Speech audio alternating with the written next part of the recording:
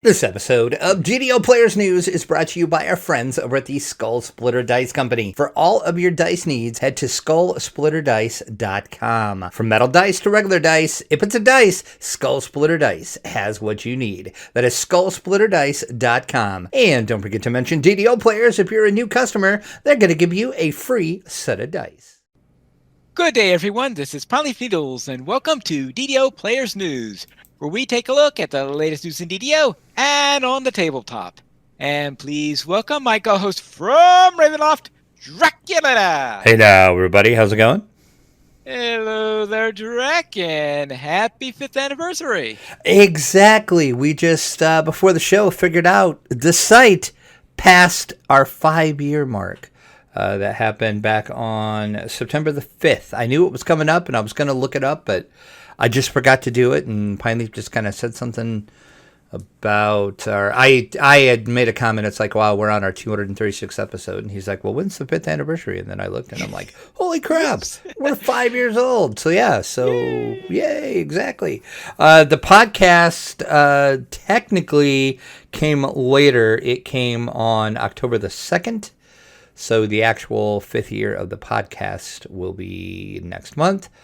The site was up a little bit before the podcast. We actually had a couple podcasts before they were released. They are the Lost Hidden Test podcast. The Lost Hidden Test podcast. I might actually look, because I might have audio from some of those. I'll have to look and see if I still have those that I recorded.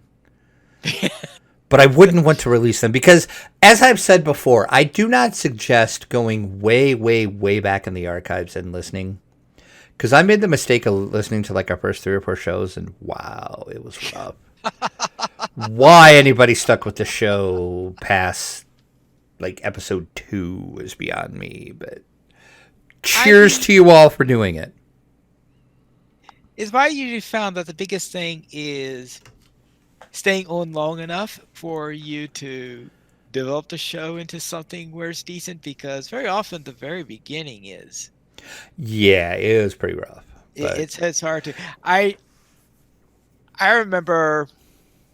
I don't know. Do you remember the first episode of Star Trek: The Next Generation? Vaguely. It's been a while, but yeah. Yeah. Yes, but everyone. When people were listening to that, I said, okay, well, this is going to last half a season. Wow, is it that bad? Holy cow. Oh, yeah, I heard nothing but...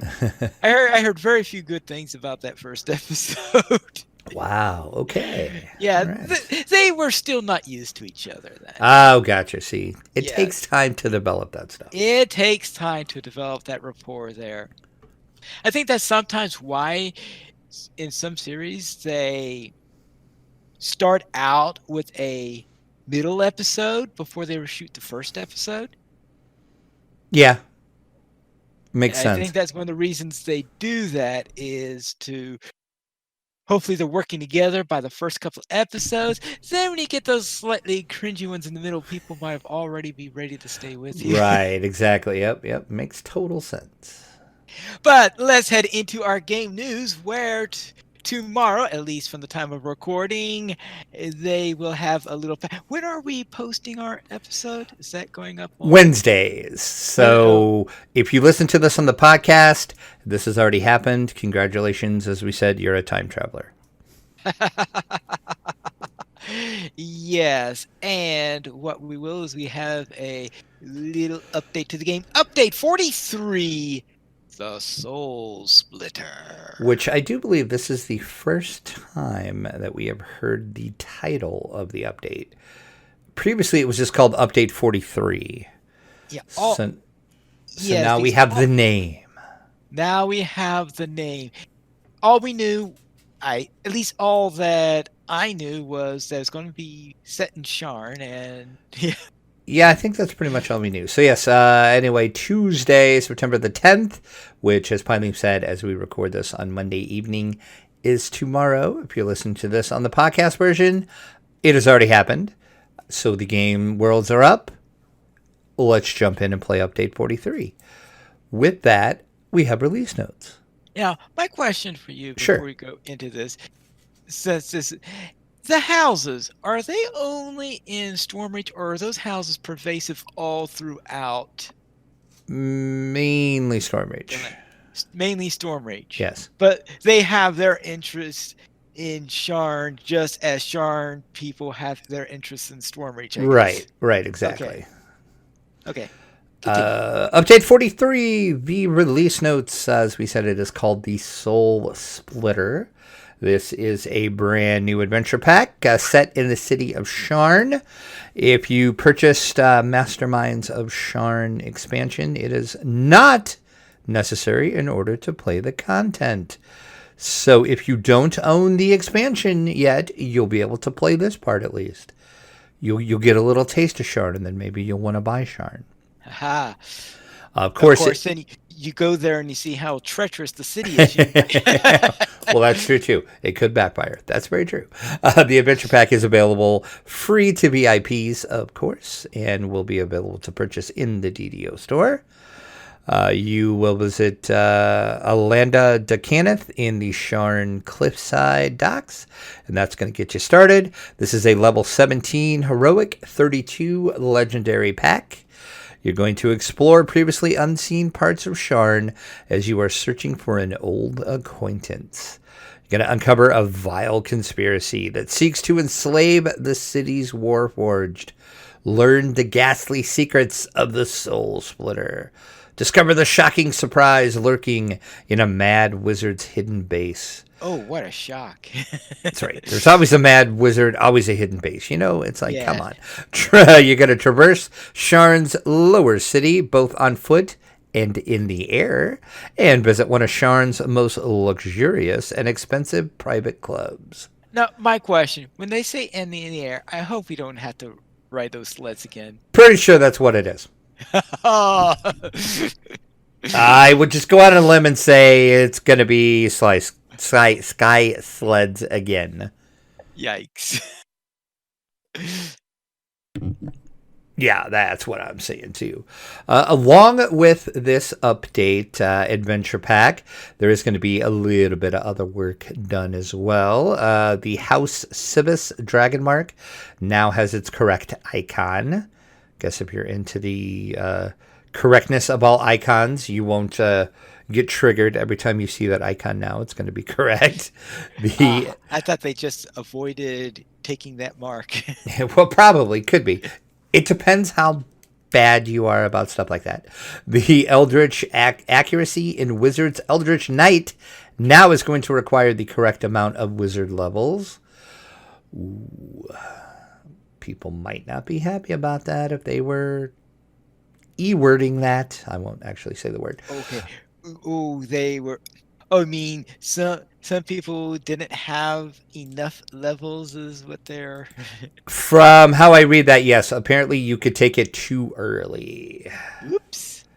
And no longer you are going to have the correct amount of wizard levels before you can take that. So that's a good thing. What happens if you already have it? I would assume you're going to lose it, but I don't know. Okay. I would just figure that's what would happen. Is it's going to say you're not eligible for it, but then people are going to get really ticked about that. All right. So we'll see on Wednesday when we see all the. We'll see. We'll see if the forums explode on Wednesday. There you go. We know why. Epic Destiny's got a few things fixed. The biggest one, I think, is the Stay Frosty, which is in the Sharati Champion Epic Destiny line, can no longer be erroneously applied to allies, which is a darn good thing. Oh, I take it then Stay Frosty is not a buff. It is not a buff. It is a damage. What that is if you throw that on to an opponent, any ranged or thrown attack, and offensive spells will have a 7% chance to deal extra cold damage. But the problem with it was, as it's, I'm safe to say this now because when people hear this, this will be fixed. You could apply that to anybody and not have to deal damage with them, and it would still deal that extra damage. So you could basically just kill everybody you wanted to. So in theory, somebody could have stand in a town and popped that and killed everybody. Oh, good grief. Yeah. That's why I was like so hoping they fix that soon, because to my knowledge, nobody has done that on the hardcore server, but I was so afraid somebody was going to troll. Oh, good. Yeah, so good job fixing that. That is a good thing. There's a couple other Epic Destiny stuff. Shadow Dancer, Meld into Darkness, now once again properly describes its duration. Yada, yada, yada. You can go, there'll be a link in the show notes for all of this. A lot of Epic Destiny stuff. In the Hardcore League, on the Hardcore servers, the Hall of Mark and Return to Delira's Tomb are now exempt from the Hardcore League level lockout. So that's good in case you forgot to do those quests and you go back to do them and you're like, oh, I'm too high a level. Now you can go do them. The Volcanic Experiment and Radiant Shield filigrees now have their correct icons and effects. Again, for those people that get triggered by such things, you won't get triggered anymore. Chaos Guard is now properly made of silver. Okay. Sure. And then again, various stuck spots in the new player experience in the grotto have been eliminated. Yes, because I'm sure that in all the times I did the grotto with my character, and I do the grotto quite a bit. You do it to every character you make. I always skip it. I will agree. I have not done it as much as you, but I have never once gotten stuck in the grotto. Neither have I. So where are these stuck spots? Well, of course, when this is released, it's going to be fixed. I almost want to roll up a new character now and just run around the grotto like every little section I can find and say, well, okay, here's the stuck spot. I found it. But they used a plural. Yeah. Like I said, Piley would know because he runs it way more than I do. But alas, it's fixed now, so you don't have to worry about that. Just like you don't have to worry about diving down, getting that key. It's not as deep anymore. Again, why? Why? Don't get it, but it's cool. Actually, I found it easier in the past because back in the past, I guess I was expecting how far you've been going down. I feel like I'm actually diving down and going to fetch the key and then coming back up. Now it feels like if I tried to actually dive in there, I'd break my neck. Right, exactly. Now it's like you just jump in and you're like, oh, hey, look, there's a key. I'm going to pick it up. Yes. I mean, that's pretty much what it is now. It's like, all right, whatever. So there you go. That is update 43, which is coming Tuesday, September the 10th. Look for that downtime on Tuesday, and then when the game worlds come back up, we can enjoy update 43, the Soul Splitter. It's a cool name, too. Then let us head into the DDO Chronicle issue 349. That is a lot of chronicles. Yes, and that is... I'm trying to figure out where that is. I don't know. Maybe it's part of the... No, I don't think they would have had something from the new area yet. No, I doubt it. It's, I don't know, somebody will probably recognize that. It's a dungeon at some point because there is a treasure chest there. Yes, I do see a treasure chest. Yeah, I was looking at that and trying to figure that out too, and I'm like, I don't know where that's from. I usually don't pay that close attention, but I'm sure somebody knows right off because they have run whatever dungeon this is like about a gabillion times, and they're like, oh, that's X. Yes. So if you know, in the comments, let us know. Because I drove myself crazy trying to figure it out. I'm like, I had no clue. Either that or it's just something they made up, but I'm assuming it's probably from Quest. Yeah. In the community spotlights, the Wandering Wyvern Tavern is the focal point of a small frontier community and a popular waypoint for the travelers. The party of adventurers investigates its affairs, and they find possible allies and potential foes. Will more questions be answered? You found that out last night. as we ran D&D Kasplats on DDO stream. That, of course, is the game that Patrick is the dungeon master for, Tay and Rent, myself, Lessa, Saba, Mythery, and Nobob from Standing Stone are all in that game. Interesting night, I'll just put it that way. There was kidnapping involved. There was an attempted murder that was stopped to the chagrin of a couple of the players. We were not happy about the murder was stopped, but watch the playback and you'll see what I'm talking about. Don't want to spoil it.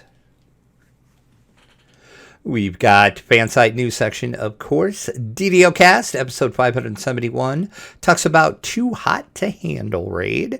So if you want to learn all about that raid and how to do it, check out DDO Cast 571. Taking the teeniest taste of permadeath in DDO, and that is a new blog post over on BioBreak. Bard Life, of course, with Doug Glendower. You can check out another D&D night on D&D. Okay, why do I mess it up every time I say that? As many times as I've said this, I think about every other time I say it, I screw it up. D&D night on DDO stream. It doesn't roll off the tongue very well, I think. The Edge of Evil, episode 1.5, The Crypt of Memory. Check that show out. Let's see, week 138 of Mickey's Delirium raids. She's talking about raiding. 138 weeks of raiding. Mickey, you're crazy. Crazy, Mickey, crazy. Streaming with Even has Back to the Hardcore server. So check out Even's adventures on the Hardcore League. Brighter Days Ahead tonight. Also streams on DDO Stream. Along with Baklagor. He had episode 133. And the DDO PL folks are continuing their Warforged adventures. Again, I enjoy watching that show. Don't understand a word they're saying. But gosh darn it, that show is enjoyable to watch. I watch it every week when it goes up on YouTube. But I'm like, I wish I could understand what they're saying. But I think I'm slowly starting to pick some stuff up. So we'll see. One of these episodes, I just might do it all in Polish, Pine Leaf. You never know. Yeah, I'll never know. Especially I won't know a word you're saying in that case. Spoiler alert. Spoiler alert. No, I won't. Just kidding. And then, of course, the Chronicle comment. We can't get a Chronicle without a comment, now can we? Right, okay. If you created your own dungeon, who or what would be the boss? Who, what would be the boss? This is a really good question. This is one of the better Chronicle comments in the past couple, I think. Yes, and this is a really good question. If I remember correctly, don't think I ever created a dungeon that was good enough that I think it would be a reasonable boss in retrospect. Let's see, who or what? Some sort of evil master. While you're thinking of your answer, I pretty much have my answer. Ooh. Mine is either going to be a lich or a vampire. Well, I was thinking, are you going to have Strahd return? Maybe Strahd. Or maybe a vampire that's almost like Strahd, but not Strahd, no copyright infringement intended. Something along those lines. But something. Because I've always liked liches and, the whole vampire thing. So that would be my answer. Either a lich or a vampire, or maybe both. Maybe it'd be dual bosses. Well, that would be a vampiric lich. Don't ask me how they managed that one. I don't know, but that would be amazing. See, now I'm gonna have to write this down. A vampiric lich, because I am designing something for. I'm gonna run my friends the undmmables through. So, congratulations, guys! You might meet a vampiric lich. Actually, what I'm thinking I like that idea. Yeah, what I'm thinking of right now is to base a boss monster not off of a classic D&D monster, but off one of the nemesis from Eon's End. Okay. And they'll probably, and unless they happen to be players of Eon's End, they're probably going to see this thing and say, "What in the world is that? The heck is that thing?" That would actually make a good boss, probably, actually. Oh, there are a number of them that would probably make good bosses, yes. Some of them will make pretty bad bosses. Some of them I think will make good bosses. And, of course, we do have our screenshot of the week. And that is Vela is defeated on the hardcore server in the 430th DDO screenshot of the week. Congratulations to all 12 of you. Somebody actually did the raid on the hardcore league and defeated Vela. And who would be crazy enough to do that? Patrick from DDO Cast. That's who. Because that's who sent the screenshot in. I'm not sure who else was with him. It might have been his kid. I don't know. But yes, congratulations. Now, based on the appearance, I presume that Vela must be a dragon of some sort? Red dragon, yeah. You've never done the Vela raid? The only raid I ever recall doing is Shroud, I think. Oh, that's right. Yeah, she, when you run all the Vons, you're flagging, the final Von is to defeat Vela. Von? Yeah, like Von 1, Von 2, which is... Veils of Night, okay. Yeah. No, Vault of Night. Oh, Vault of Night. Okay. Vault. Yeah. We ran them. You know, that's the, and of course now you put me on the spot. I can't even remember the names of the quest. Like Thrask Arena. Okay. The Haywire's Foundry. That set of quest. Okay. We usually run those, but then we stop at 4 and 5 because 4 is the last one that you need to flag for the raid, and then 5 is the raid. All right. So I'm going to have to mark that down. We're going to have to run you through that raid one time just so you can see you've done it. It's a really fun raid. I like running that raid. All right. But it's certainly not something that someone who's timid will do on the hardcore server. No, I would not even attempt it on Hardcore League. So good on you for even attempting it. But that's a 1, 2, 3, 4, 5, 6, 7, 8, 9, 10. It looks like everybody there is still alive. Yeah, it looks like all 12 of them managed to do it. That's a full raid. So congratulations. You guys are way better than I am. That's all I'm saying. That's for sure. And that pretty much wraps up our Chronicle for this week. Then let's go and find out what's on sale this week. Is there anything special for our 5th anniversary? Sure, if you're into character banks, select shared banks, plaid storage, inventory space bags.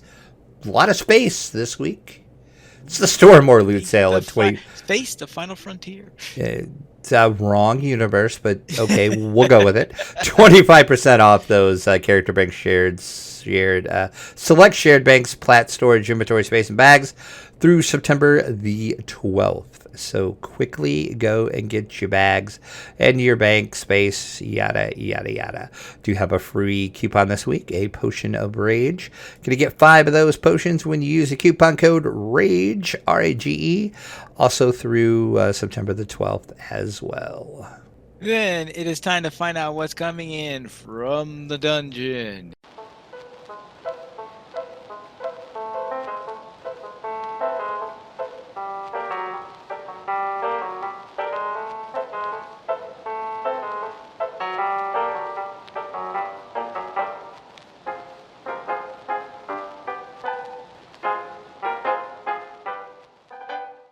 And apparently, it's a bunch of Funko Pops. Which I am surprised it took this long for this to happen. But Funko and Wizards of the Coast are finally partnering up to deliver what everybody has wanted: Dungeons and Dragons Funko Pops. See, I bet you didn't even know that you needed these, Pine Leaf, but you do need these. Everybody needs these. Oh, why do we need them? Because they're freaking amazing. Because it's a Mind Flayer. You would not want a Pop Mind Flayer? Come on. Who doesn't want a Pop Mind Flayer? Our Asmodeus, the Lord of the Nine Hells. See, I'm Funko, shut up and take my money. That's all I'm saying. Asmodeus. I would have thought that they would have brought out a Demogorgon to go with. They gave us a Mind Flayer, so I bet Demogorgon might be in batch 2, maybe. Because, yes, they will make more of these. But yeah, the first wave is going to include Asmodeus, also known as the Lord of the Nine Hells, Minsk and his miniature giant space hamster, Boo, also known as Go for the Eyes, Boo, and the Mind Flayer, which is just a classic D&D monster. If you're watching the YouTube version of this, you're seeing what these look like. They look amazing. I want all 3 of these. It just cracks me up that Minsk actually has Boo sitting on his head. That is just amazing. So yes, these can be pre-ordered now from Amazon. Also, your friendly local game store is going to have these. Anywhere else that you buy Funko Pops should have these. So like Target, Walmart, all those will eventually have them as well. They are retailing for an MSRP of $10.99. So that is not a bad price at all. And as I said, you can pre-order these off by Amazon. Amazon is listing these to be released February 3rd, 2020. I will be sure to post something if I hear something different from Funko, if these are going to be released later or earlier. Funko didn't actually give a release date, but Amazon is the only place where I actually saw a release date for these. But 3 Funko Pops... Oh, go ahead. They could have rolling a 20-sided die to find out when. It could be. So 3 Funko Pops coming from Funko and Wizards of the Coast. More to come. And in addition to this, I believe that you were unboxing some dice. Ooh. I was a couple. It's been a while now, maybe about a month ago or so. We talked about how WotC was going to bring out a new set of dice that went along with the new adventure Baldur's Gate Descent into Avernus. Well, the dice set is now out. Well, no, I'm sorry. It is coming out. September the 17th is the release date for it. Wizards sent me a dice set and the books as well to review. So I went ahead and did the unboxing of the dice sets, show those off. Also, it's more than just a dice set as well. You get cards in there that has monsters. It has random tables you can roll on. It's got some maps in there. Just check out the video. I show all of the stuff off. But this set is coming out September the 17th. It's orderable from your friendly local game store and Amazon. Will be released everywhere on the 17th. So this is not one of the ones that sometimes WotC will do stuff to where some local game stores will get them early. This is set to come out the same day as the books on September the 17th. Look for a review of this Baldur's Gate Descent into Avernus dice set coming soon, as long as a review of the books as well. As this weekend, I've read the books a couple times. A couple of times already. Yes. They were that good. Spoiler alert for the review. Yeah, I was loving these books. So, kind of think it's going to be a positive review, but we'll see. We'll see. We'll see. Yes. Then let's go and find out what's on the screen this week.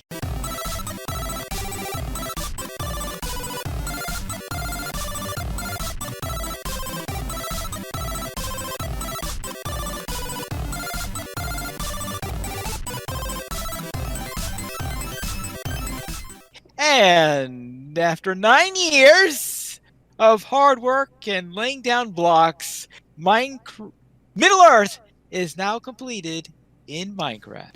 This is insane to me. 9 years. It took this team of people 9 years to literally create Tolkien's Middle Earth in Minecraft. Yeah. You can start at Bilbo's house, and you can walk the complete step and follow everything. You can trace the path of the Fellowship if you want. All of Middle Earth. If it is an area in Middle Earth, I almost guarantee you're going to be able to walk in it and find it in this Minecraft world. This is insane. Insane to me. I cannot believe the amount of work that went into this. I can imagine there are going to be a lot of people out there who would like to see the Argonath, for example, or Minas Tirith, or of Or course thank probably, Bagan. yeah, yeah. Yes, or Orthanc, of course. But of course, I would like to test how complete it really is. So I was thinking, see, you can say Nern. I bet it's in there. Yeah, Maybe not, we but have to I see and it's not exactly an area well, that's commonly represented. right. Yes. Because they did say it's every major location from The Hobbit and The Lord of the Rings. Well, So okay, maybe not not, then, not exactly. because that probably wouldn't be major. And do you want to state, too, that they said they were taking mostly their inspiration from the movies? That's just because it was easier to visualize. Yes, Which, because makes sense to me. Okay, yeah, because, like, in the movies you could actually see it, and then they could recreate it, because, they would have a good visual of what it looks like, quote, unquote. So, but yeah. it's 9 years, finally. I mean, you build stuff in Minecraft all the time, so you know how probably challenging it is to build some stuff in Minecraft. Probably the one that would become closest to this project is the time when I try to build skirmish locations, meaning Uh, skirmish locations in Lotro and represent them in a okay. world in there. And in this time, of course, I built Bree as part of this, since there are two skirmishes set there. So I had to build a version of Bree for that, and the Prancing Pony. They're rather pathetic versions of it all, and I certainly did not have anywhere near as many buildings as are described in The Lord of the Rings. So I No. could just imagine if you build all of Bree, that would be quite a feat. Yeah, and then they do say that they are still looking for help. So if you'd like to join up, there is a fact that I listed in the article over on the website on this. But be aware, if you want to sign up, you're going to have to prove yourself. And they said they usually have people prove themselves by they give them go lay a bunch of roads, go lay a bunch of trees. Yes. Yeah, that's usually where you begin. So you might find yourself doing some road and tree work for a long time.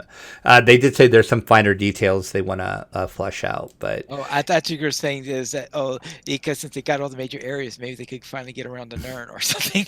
maybe that's what you should do. You should volunteer and say, "I shall build Nern for you." No, do you know how many wheat fields you're going to have to? Well, How many wheat fields you'll probably have to make in order, because that's what Nern is. Wheat fields, wheat fields, wheat fields. It's the only place in Mordor where they can grow anything. and if you want to check this out, it is build.mcmiddleearth.com. Yes. Now, I think the last time I checked them out, you needed a rather impressive heavy-duty mod in order to actually run all this stuff, and I just can't get into heavy-duty mods, so I never really had a good look at it. I was going to ask you if you were you even aware this was a thing that was going on. I had heard about it at, say, about 3 or 4 years ago, I guess. Okay. As I said, I think it's not only a map, it's a mod, because of course they needed to be able to have the custom textures and all of this in there. Yep.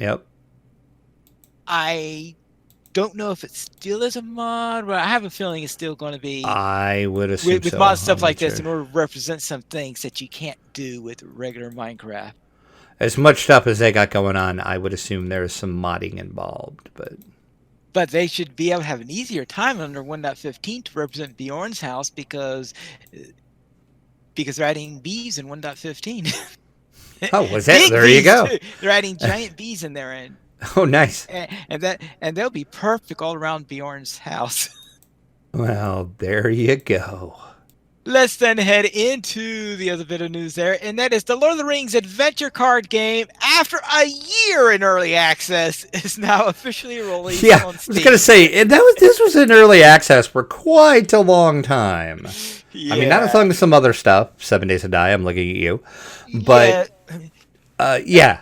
Yeah, I remember there was one game that I think it's still in early access. But when I saw it was in early access then, of course, and I was told through the rumor mill that that game was inspired Minecraft. And if that's true, that means it's been in early access longer than Minecraft has been a game. Good Lord. That's nuts. But yes, official, for real, available on Steam. This, of course, is from Asmodee Digital.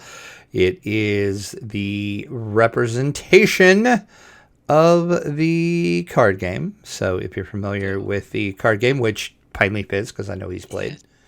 But I should warn you that there are some variations from how the two operate. I figured there would be. I have not. I need to actually get this. I have not got the digital of this. Yeah. If you're looking for a 100% faithful representation of the card game, this is not for you. This is not for you. This is not the game you're looking for.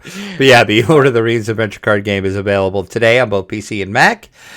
Steam, of course, $19.99 with the tutorial campaign and the first campaign, and then the Shadows Fall campaign is also available for $4.99.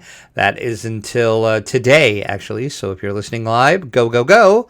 If you're listening after the fact, it's going to cost you $9.99. Now, I noticed that let's just say that when it was in the early days of early access, I may have actually bought one of the more expensive packages for it. Then, of course, they changed the entire price structure. So when I looked at this, it looks like they added that I must have bought into a subscription. They must have converted what I had into a subscription because the expansion sort of popped up into my list of DLCs. Well, that's all nice of them. So that's cool, yeah. But and then, considering that I paid for quite a lot of content. Yeah, well, that's true. I do remember that was a big hubbub. They did change like a bunch of pricing or stuff. So, see, it was worth it in the long run, I guess. And during the autumn of 2019, so not too long from now, the Lord of the Rings adventure card game is also going to be released on the PlayStation 4, the Nintendo Switch, and the Xbox One. Maybe I'll wait and get it on the Xbox One. Maybe. I might do that. I've never played a digital board game version on the Xbox, so maybe I'll wait and just get it from my Xbox One. See how it plays on there. Let's head into our weekend gaming.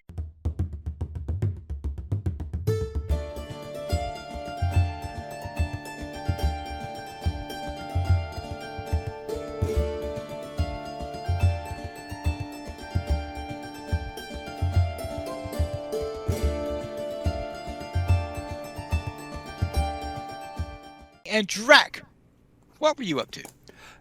Dying.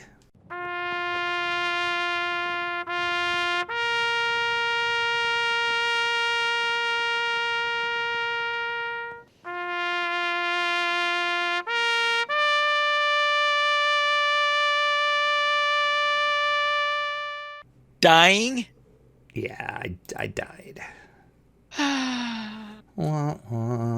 We'll get to that in a second. A lot. Yeah, exactly. Except on the Hardcore League, where it only happens once. Yes. Which is where I died.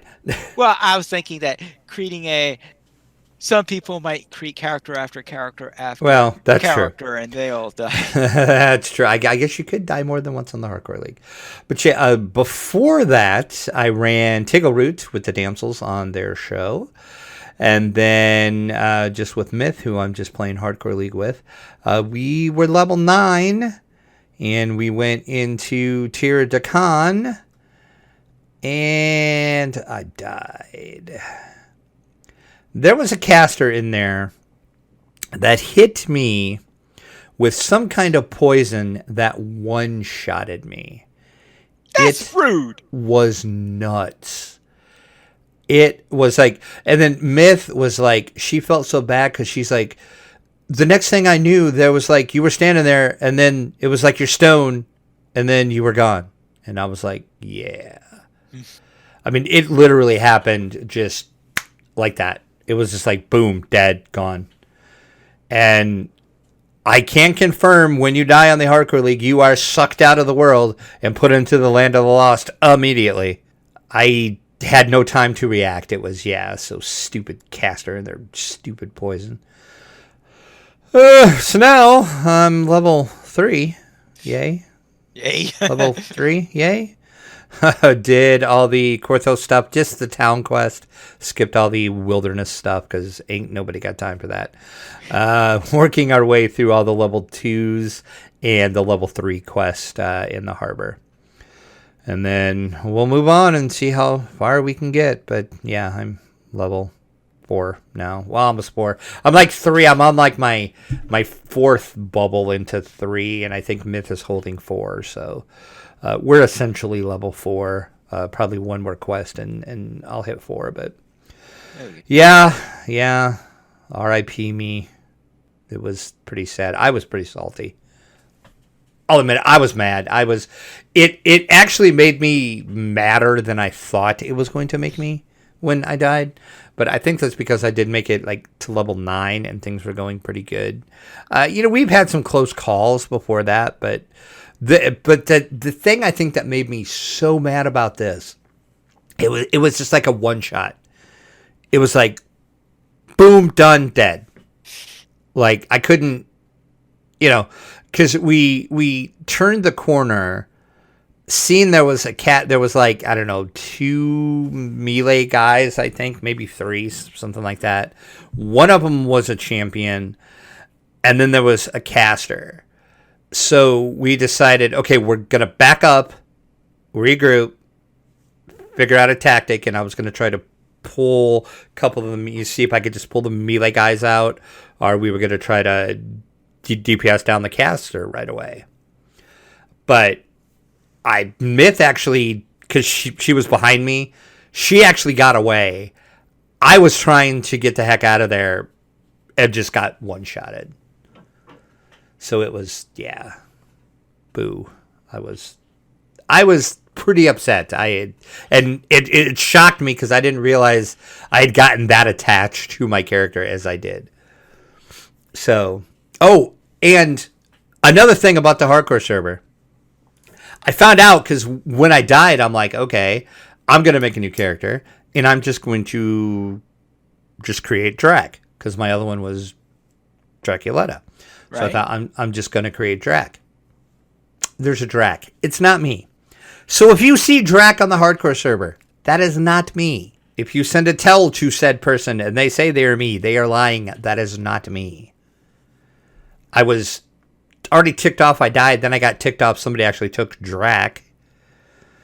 So I just deleted Draculetta and I recreated it. So if you see Draculetta, that is me.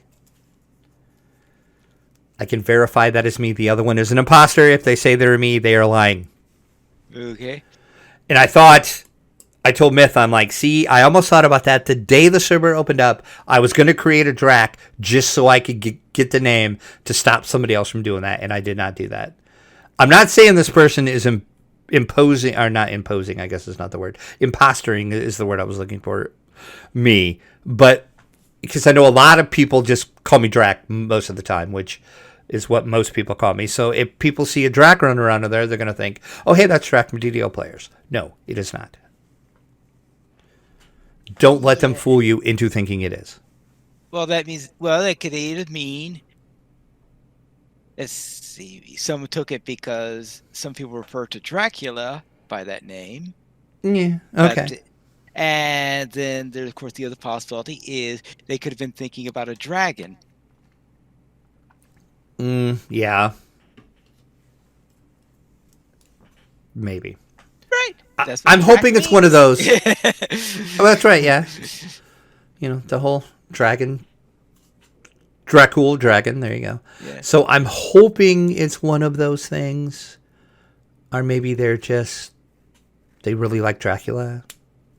Maybe. I'm hoping it's not somebody trying to troll people. Just putting it out there. See a Drac, not me. Draculetta, 100% really, really me.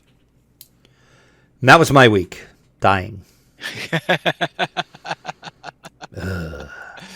Ugh.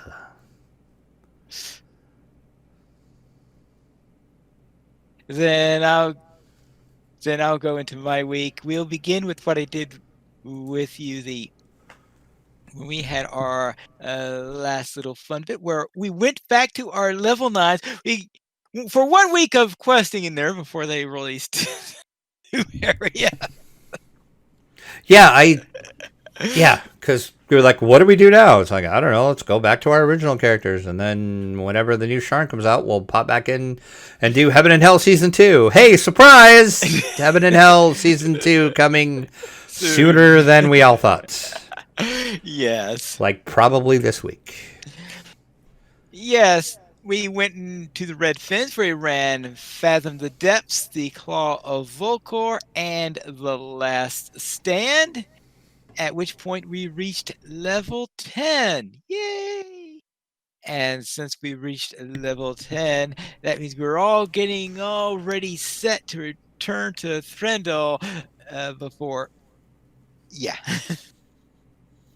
That's right. Yeah, because we originally needed to get like way back when, before we started Heaven and Hell, we were running these because we created these characters, and I think we're gonna. I didn't know what the whole plan was with these characters, but we ran and got our voices. So now we need to run and get the mantle, Right. so we can create the World Shapers. So there you have it. So we're ready for that now. We're up a level. Yay! But that's going to be put on the back burner again because Heaven and Hell Season 2. What are you going to do? Oh, well. Then on the hardcore server where my halfling cleric, I ran the Sharn Syndicate quests. And probably the weirdest thing here is in the Bookbinder Rescue where there's this little group of thugs that are stealthed out on the side there, and I forgot about them. I forgot to clear them out, so that means one of the family members got killed by them when she inevitably ran out, because they just love running out into the middle of nowhere to where they can go to as dangerous a place as possible, I think. Oh, what a family. What a family. Suicidal bunch at all. But I did reach level 5, and that was my goal with that character. Get to level 5. And there wasn't anything else I really wanted out of that server. So I said, okay, fine, done. Retire that character. Quickly. Retire the character. So congratulations, you've made the Chronicle. Right. Now, I decided, though, let's see, because I'm managed to get that cleric all the way up to level 5 without using a hireling. Cleric, so you could probably get away with that a little more than some of the others. So I thought, could I do the same thing with a druid? Interesting. So I created a druid, went through Korthos, did those harbor quests, went to the Cerulean Hills, and in the Cerulean Hills, now since I'm not going for favor like you're going for, I decided to take my time in the Cerulean Hills. I actually hit every single expiration point without using a web search. Good for you. And I think that's the first time I hit all the expiration points, period, in there, much less doing it with. So I just thoroughly searched through the entire thing. I think I got 4 of the rares while doing this. And yeah, I got 3 or 4 rares, plus hit all the expiration points. So yay, I managed to do that. If I've ever done it before, I'm sure if I had ever done it before, it would have been with the web search in order to tell me where to go. But this is very definitely at most the second time I've done it, and very definitely the first time without a search. Then I did the Sharn Syndicate when I hit level 4. And this is when I realized that this particular character, that the druid, I was running all these quests over the weekend while I did it gradually over time on my cleric. And as a result of that, I only had maybe out 2 or 3 rolls of the dice on this character. So I didn't have much in the way of XP boosts. What I really should have done is had my cleric drop a few of those. My cleric once drew out those super great XP potions. Oh, yeah, yeah. And so I still had a few in my inventory. I probably should have sent one over to my druid to help with that. But I didn't think about that. So I finished up the Sharn Syndicate, and I'm not even quite yet to the midpoint of level 4 yet. Oh, wow. Okay, so I thought, let's run the Depth series. Depths of Despair, Depths of Darkness. Oh, yeah, the Doom, Darkness, Despair. Okay. Yeah, right. Depths of Despair, Depths of Darkness, which are laughably easy. Yeah, they're not too challenging. Yeah. That's very, Depths very of true. Discord, and then Depths of Doom. And I learned why they call it Depths of Doom. Because right just before the boss fight, you have this room with 2. I can't remember whether they're trolls or bugbears or ogres or whatever. I think they're trolls, if I remember Yes. right. And one of them quickly pinned me up against a wall and pounded at me. Oh, no. Now, to add insult to injury, I don't think I've ever in DDO got hit down to -2 before. Usually when I get pounded out, it's to -12. Right, and then So you're therefore, pretty much I said, dead. why bother getting self-reliant if the odds of me ever being in the range for it to matter at all are just so minuscule, it's not worth it. Right. And of course, the first time where that proves to be wrong is on the hardcore server. Well, of course it is. Remember, I'm doing this without a cleric, so the cleric can't help me. Right. Heal me, even because obviously if I had a cleric, hopefully they would have healed me and helped me bring up, since I was at -2 and not at -12. Since Right. 12, of course, is a one-way trip to a certain place. That's right. You're in the land of the lost. Welcome. It's Right. nice here. And it's just, and all I can do there is just watch as it goes -1, Oh, -1. Jesus. I wonder if I've got time to buy a cake. -1. I did learn that unless you have a very fast exit out of there and delivery and all that stuff, no, you don't have time to buy a cake.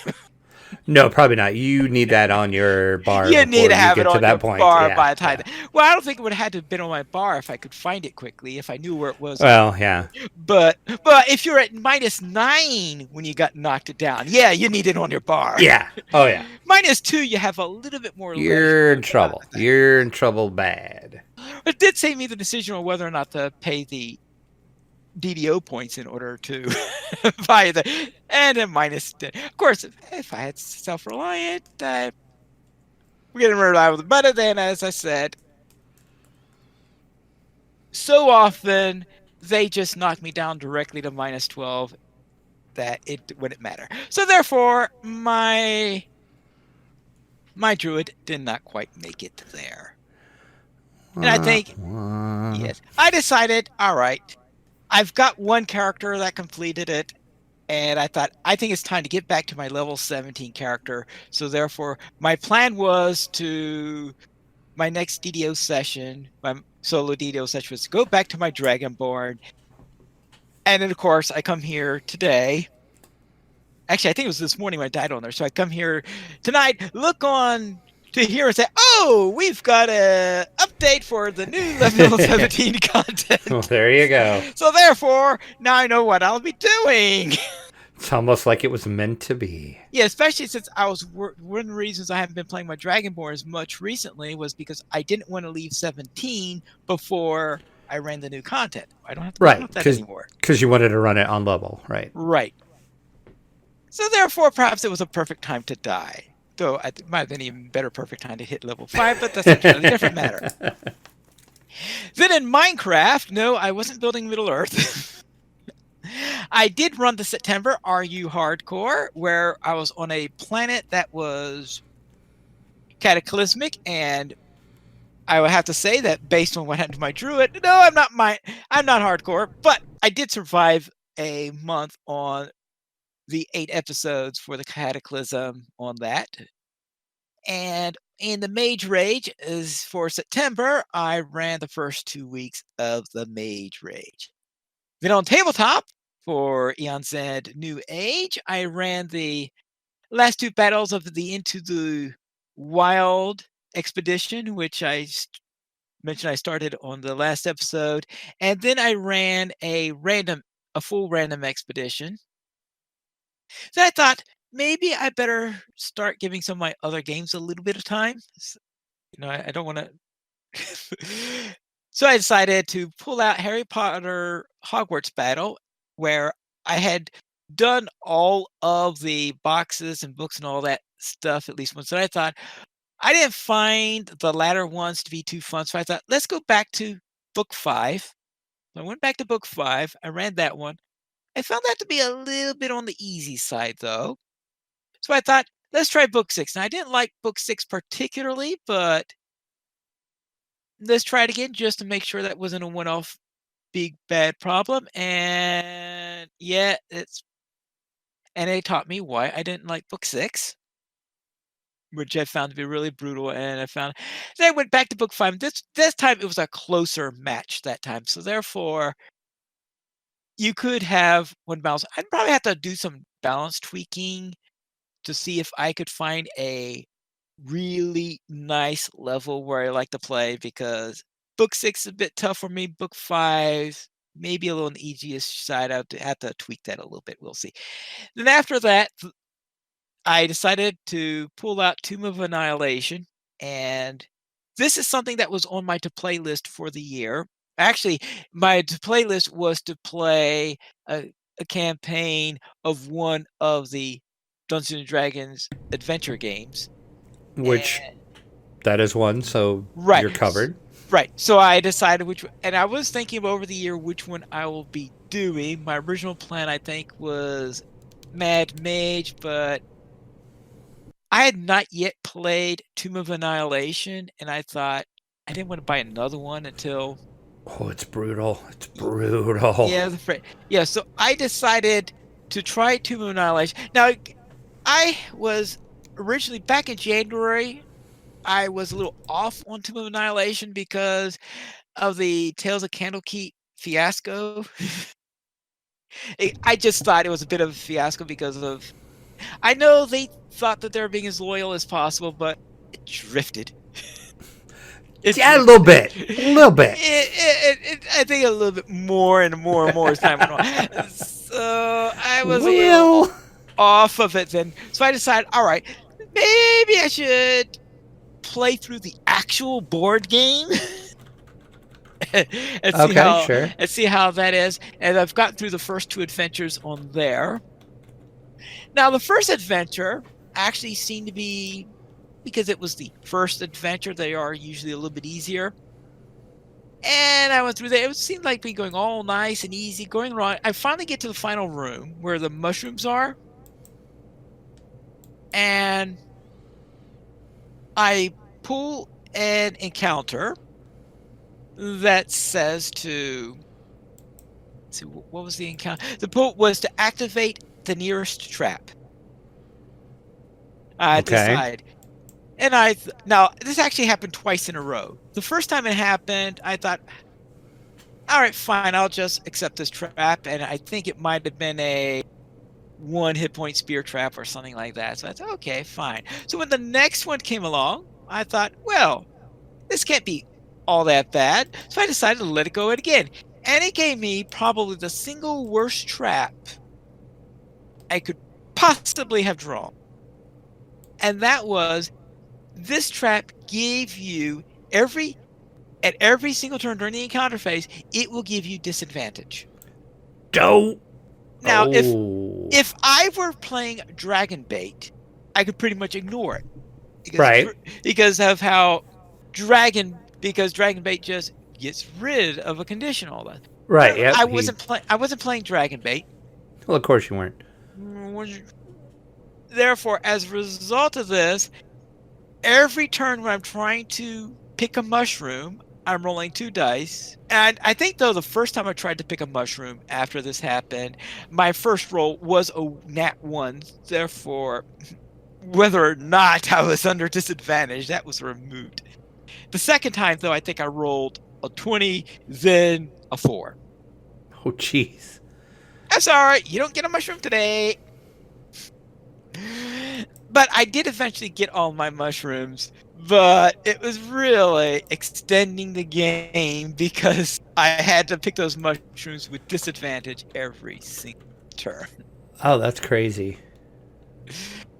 But anyway, I finished the first 2, so now I'll be continuing on with the next ones and see how I do in that adventure. We currently have 18 supporters on Patreon. If you'd like to help support DDO players, simply go to the donations page where you can support the Players Alliance on Patreon. There you'll find rewards, including a mention on the podcast your choice, or even be guests with us for an episode of DDO Players, or maybe even some rewards that Drac will come up with someday. Someday. Soon, TM. We did not receive. If you like since one, you can send it to podcast@ddoplayers.com, and you can also follow us on Twitter at the Players Alliance at Players Allied, DDO Players at DDO Players, Dracula at Dracula_72, and Pineleaf at Pineleaf Needles. And you can follow Drac on Twitch at Dracula_72. How about that? What a surprise! And nobody stole that. Imagine that.